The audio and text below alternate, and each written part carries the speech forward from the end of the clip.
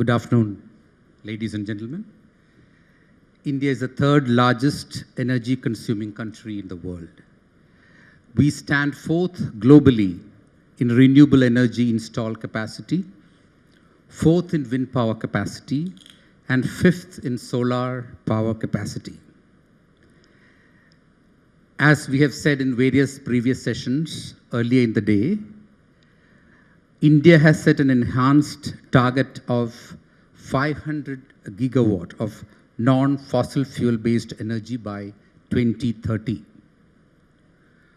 While we are on the course of this major transformation in favor of renewable energy, we also need to make our traditional ways of electricity production and distribution much more efficient,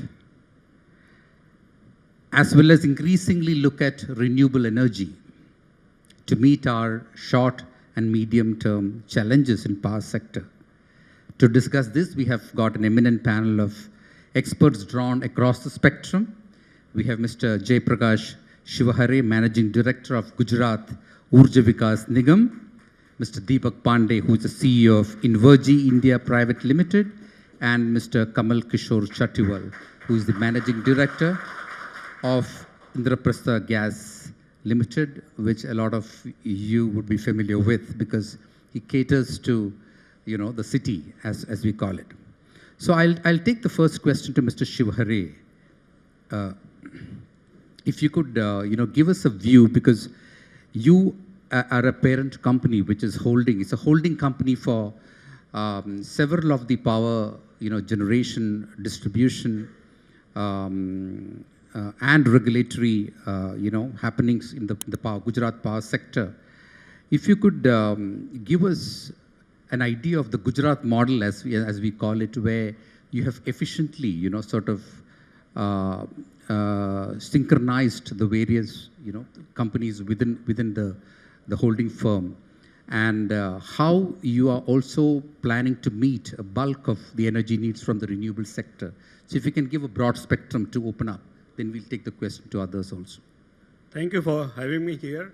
Let me start with the 2003, when Gujarat, under Honorable Chief Minister's leadership at that time, Honorable Prime Minister now, he started power sector reforms. So unbundling of the sector was done in 2003, and followed by a series of reforms, including Jyotirgram Yojana, that ensured last mile connectivity.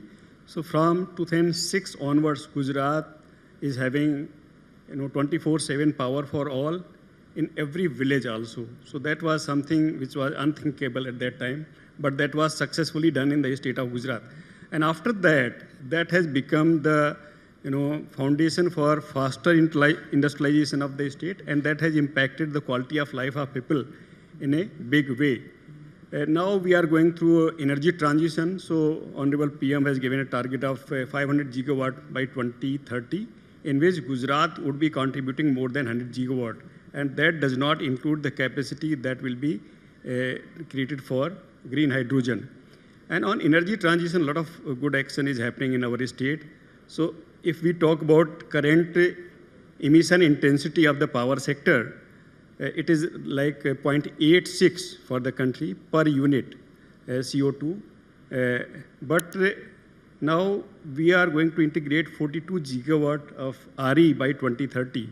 So GUVNL's energy basket would look totally different. And in next 5 years or 6 years, carbon intensity of our energy basket will go down by 60%. So it is now 0.86 kg CO2 per unit. It will come down to 0.36. So these are the kind of steps that are being taken up to make sure that we move towards energy transition. Our basket will be much greener, and we'll be able to supply green power to the industries to make them more competitive. And there is generally a conception that probably energy transition is going to be very costly for the society. But for a rich state like Gujarat, we have done our modeling in association with CEA, and our resource adequacy plan shows that our power purchase cost, APPC, will come down by 21%. And if we factor in that inflation rate, then it is going to be much sharper decline in the power purchase cost. So it will make Gujarat again powerhouse for industry because it makes entire industry much more competitive. So this is our trajectory, and a lot of things are happening in green hydrogen, in offshore wind, because we have huge potential for offshore wind also. We are hosting RE Invest Summit that is being organized by MNRE, and that is happening on 16, 17, 18 September. So we are also using this opportunity to invite entire value chain for offshore wind in the state of Gujarat. And there will be a lot of focus on financing options also, because we have very good track record. We also want to create a fund, a separate fund for general bids, because we directly don't need funding as such in the holding company. But because of our track record, a lot of companies prefer to bid only in general bids in this country, because all our companies are A+ rated, profit making. So this model has worked well for the state of Gujarat, and probably under RDSS, Government of India is also trying to implement that throughout the country. Okay, so we'll come to the other aspects of this very soon. I want to bring in Mr. Chatiwal here, because you have, you as a company, Indraprastha Gas is the cleaner of the traditional, fuels. And already, apart from the fact that you have around 900 CNG stations, you are looking to enter, you set up LNG stations, to convert fuel into liquefied gas. We'd like to know the thought process behind this and, the kind of expansion that you are planning. Yeah, thank you, Arun. Fellow panelists, invited guests, participants for this summit, India Today Energy Summit, all the organizers. A very good afternoon to all of you. And before, I think we heard the Honorable Minister speak, and he has made my job slightly easy in the sense that he said that as compared to petrol and diesel, the cost is 40% to 50% cheaper when you run on CNG. Now, before I come to the subjects, I want to give a brief overview of the energy scenario. Now, the total world energy consumption is something around 15,000 million tons oil equivalent, 14,800 to be precise. And out of that, 81% is coming from fossil fuels, that is oil, gas, and coal. Now, world over, the gas share in that is around 23%. Now, if you have come to India, so we have around 935 million tons oil equivalent energy demand total, and gas share is slightly less than 6%. Now, the transition world over has been that from fossil fuel, among the fossil fuels, the coal and oil are slightly more polluting than the gas. So gas is relatively much more cleaner fossil fuel. So the transition there is much, much easier. That in the sense that you don't need an additional infrastructure or a separate infrastructure. The existing infrastructure with small tweaks can be used to make this transition. So that's how the world's gas share has gone up to 23%. Now, the similar vision is there in India also. The government's vision is to increase this 6% to 15%. Now, what that will do is immediately in the interim, we have a target, we have a net zero target of 2070. And in the interim, we have a target of 2030 to reduce our carbon intensity by 45%. Now, as we all know that gas, if we switch from coal to gas, the carbon emissions reduce by 50%. And from diesel to gas is around 30%. So immediately, if we can do this switch, that's where the CNG and LNG come into picture. Like if I come to the heavy vehicle segment, which is India consumes around 100 billion liters of diesel every year. Out of that, 40% is going to the heavy commercial vehicle segment. Now, as of now, there is no solution in the world where you can use electrification of that. The battery storage and all those technologies are not there as of now. So world over, what has been done is to convert those heavy duty vehicles to LNG so that you get an immediate benefit of 30%. And the existing system can be used with slight tweaks that, instead of diesel, you need an LNG infrastructure, LNG tankage storage, as well as LNG infrastructure. That on roads, you need, instead of diesel dispensers, you need LNG dispensers. So China has around 6 lakh LNG trucks, 5,000 LNG stations. India has got 250. So there is a huge scope in India to start this switch. And in that direction, IGL has taken some steps that we have a long-term vision of setting up 100 LNG stations.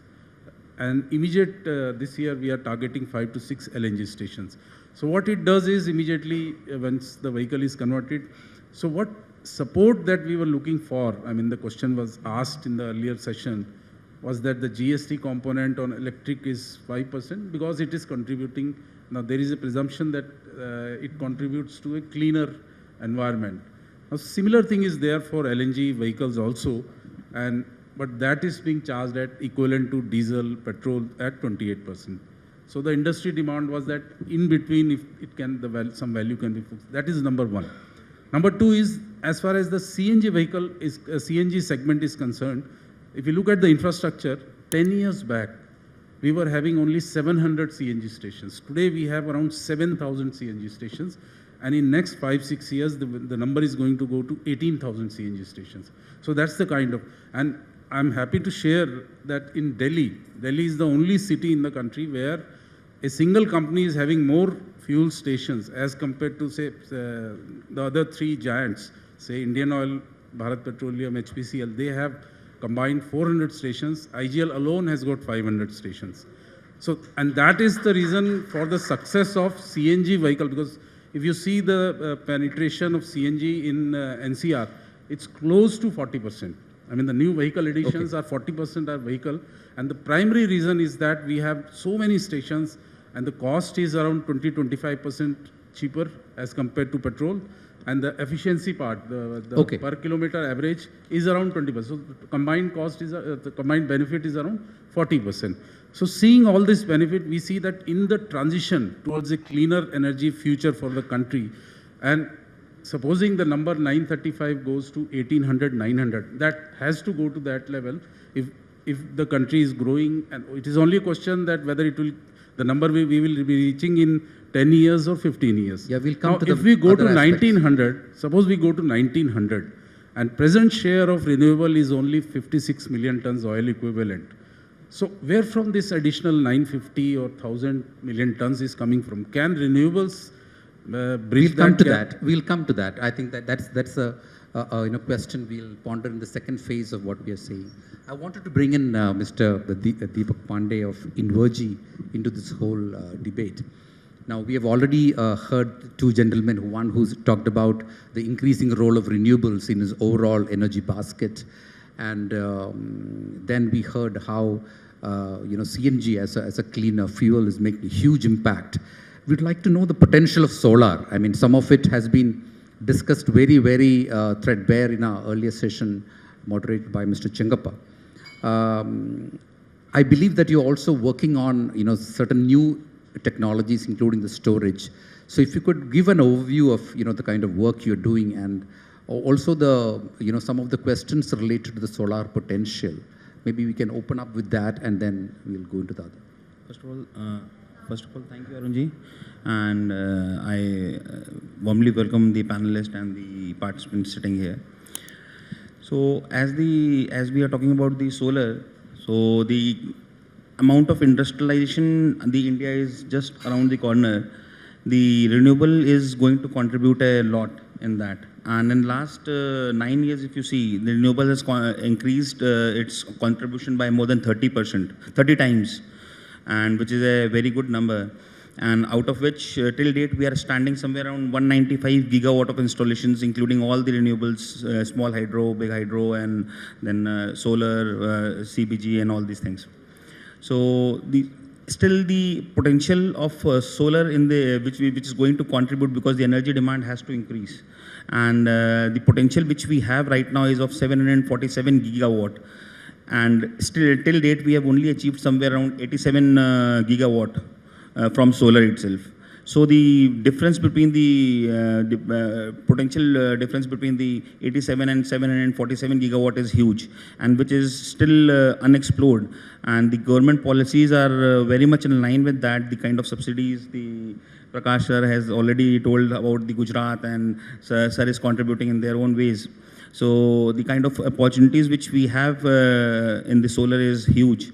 And the government, I firmly believe that policy structure has to be in line with the demand, which is increasing day by day, and that policy structure will only contribute and to the successful and the fast pace of achieving this energy demands.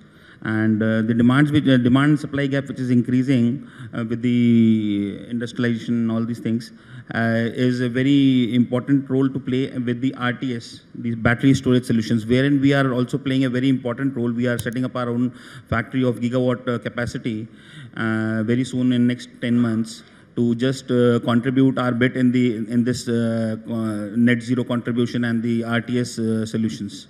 So this is what I think. Could you say something about your storage solution? So storage solutions, we are working on two technologies basically.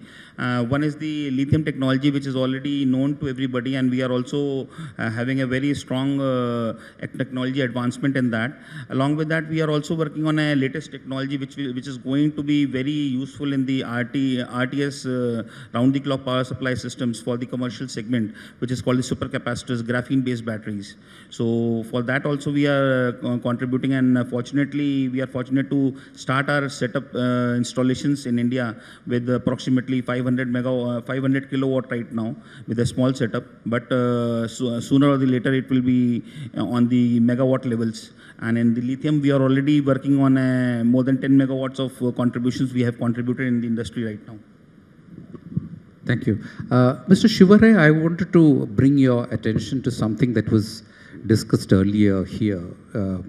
Both the minister as well as some of the panelists in the earlier sessions talked about the role of the states in ensuring that there is much more focus on renewables, and also in bringing down the tariffs in a very competitive manner. I mean, gone are the days when we used to talk about very high tariffs in this segment. So that part looks more or less sorted. But then there are other issues, and as you were talking some time ago, meeting the peak shortage. I mean, it is not just enough that although Gujarat is a state which, I mean, is no longer a power deficit in that sense, but you do have to meet your shortages. So how do you envisage getting into production, generation of renewables in a much bigger way? Is there some interesting aspects of your policies you would like to share as a state in encouraging more and more RE? So that's a very interesting aspect.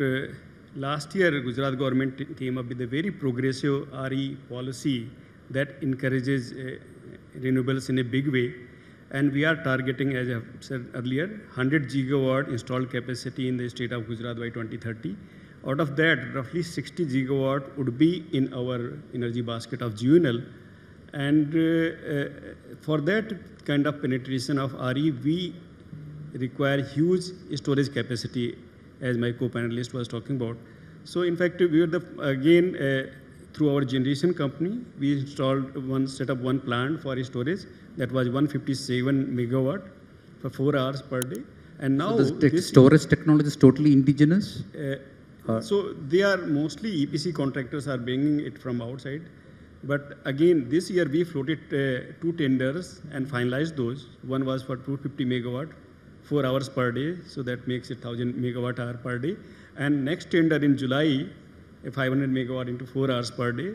So our total now is 3,600 megawatt hour of PPA has already been signed by GUNL. And now we have come up with another tender for 400 plus 400. So we are going up with the huge storage solutions.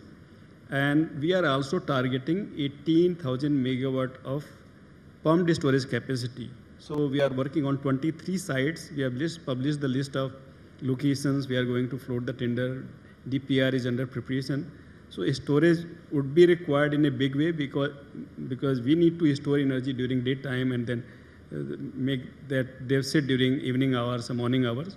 So all these plans are underway, and as we have discussed, in fact, this will bring down our power purchase cost with a huge number. Secondly, now if we talk about RE-RTC, even battery plus storage is cheaper than coal.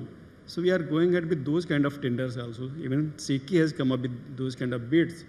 So yeah, fossil fuels are going down, but will require these for base load. But increasingly, RE will play a more important role along with storage. That could be battery storage or pumped storage. We are also exploring concentrated solar.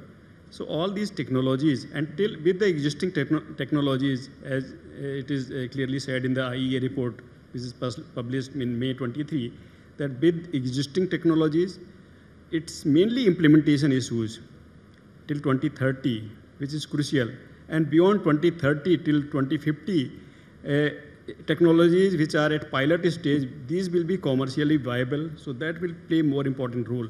So now execution issues are being focused by state government, and we have seen huge traction in that. Like GUNL used to contract 1 or 2 gigawatt per annum. Now we have last year we have reached 13 gigawatt, and this year we are targeting 10 to 12 gigawatts. So this is the scale now we are trying to achieve, and this is helping our industry, our consumers in a big way. Okay.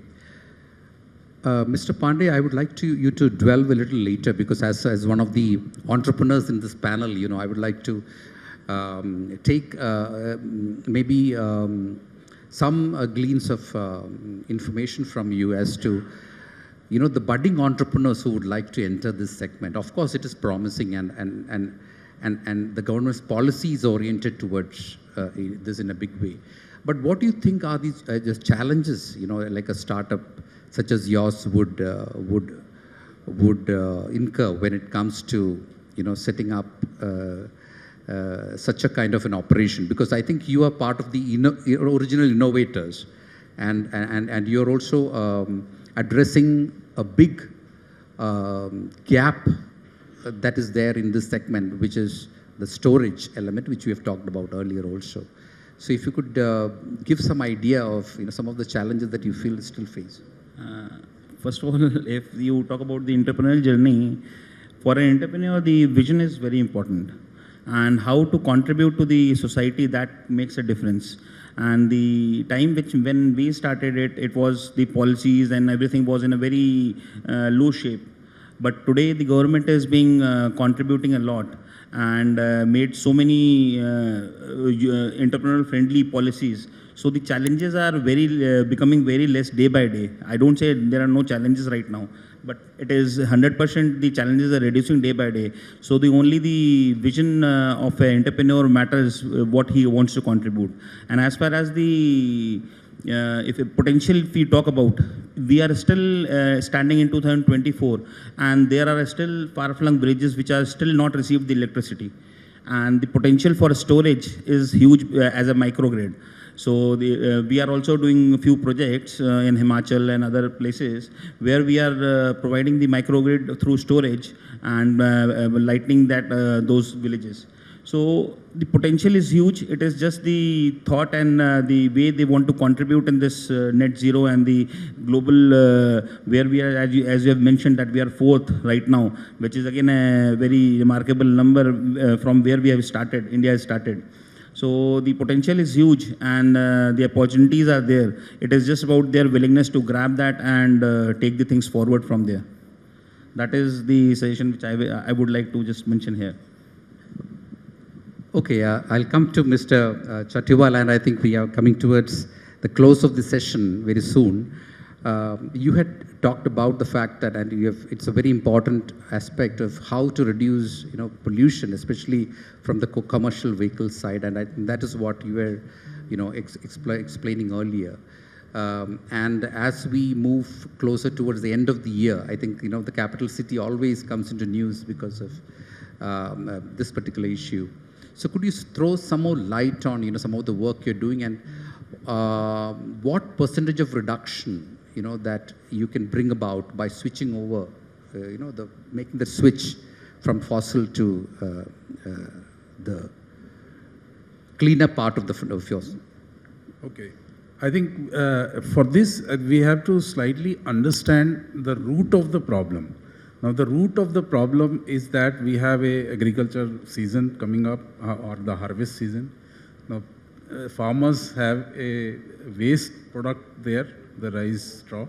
They have to burn that so that they can start the fields again for the next season. So that is the issue. Now, government has come up with a scheme where we can use this agriculture waste to produce gas, CBG, biogas, and then use that into the existing gas infrastructure. Now, the challenge is that in using gas is that you have to create an infrastructure. And then once the infrastructure is created, you can easily use that. Now the couple of big themes that India can play in the next 10 years or so is the biogas, where currently we are importing 100 MMSCMD of gas. Now, biogas has a potential within the country to produce 50 million. So that's around 50% of our import we can reduce just by using the biogas. And one of the waste that is being used in biogas is the parali or the rice straw or whatever the agriculture waste that we are doing. Second is the waste of biogas that the households generate, municipal solid waste. If we can segregate that, that is a huge potential, because the country has now started developing the infrastructure. In Delhi, I will tell you that we have around 25,000 kilometers of pipelines, gas pipelines. So that's MDP and steel both combined.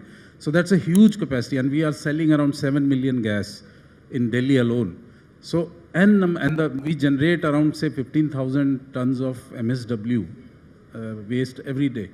So we can use that as well as the agriculture waste. We have to channelize that instead of burning, if we can make briquettes and then use them in making the biogas, so that can be used into the city gas network that already have. So this is circular economy that we have to work on. Now, vehicle pollution is one of the factors that is contributing, because if it was so, then throughout the year, I mean, we see this phenomena only in a window of 1 or 2 months, just after the harvest season. So that's the thing. Otherwise, in January, February, we don't see any impact of pollution. So we have to understand the root cause, and I think the government is taking many steps. They are promoting biogas in a big way, that they have announced 5,000 such plants. In Punjab, we see many plants coming up on this parali. I mean, they make briquettes and then they store that. And throughout the year, they use that. So we can popularize this movement, that instead of burning, like the minister also said, that 2,500 rupees per ton the farmer is getting. So if we can have some infrastructure to store all those parali instead of burning, I think this issue that we see every year in October, November, December will not be there. So yes, transport sector is contributing a little, but I don't see that you can convert 100% of the vehicular population to electric vehicle, because just now we got a news that the registrations have stopped in Delhi. I mean, Delhi is a big market for EV also, so 10% of the total EV comes from Delhi, and the registrations have stopped in the month of August. So what is the reason? Because the subsidy, FAME 3, people are expecting is not there. So this sector can continue as of now on subsidy itself. So can India afford to provide subsidy? Right now the conversion of electrification is only 3% in the overall vehicle. So if it increases, so you can imagine the extent of subsidy that we have to give to sustain this sector, where right. You have the alternatives available, and we can work on the efficiency part or reducing the pollution in the existing thing. That would be, I think, a much better solution as compared to thinking of replacing, which I think will be very, very difficult. Okay.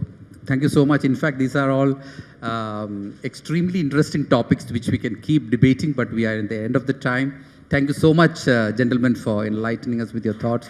A big round of applause to all the three on this.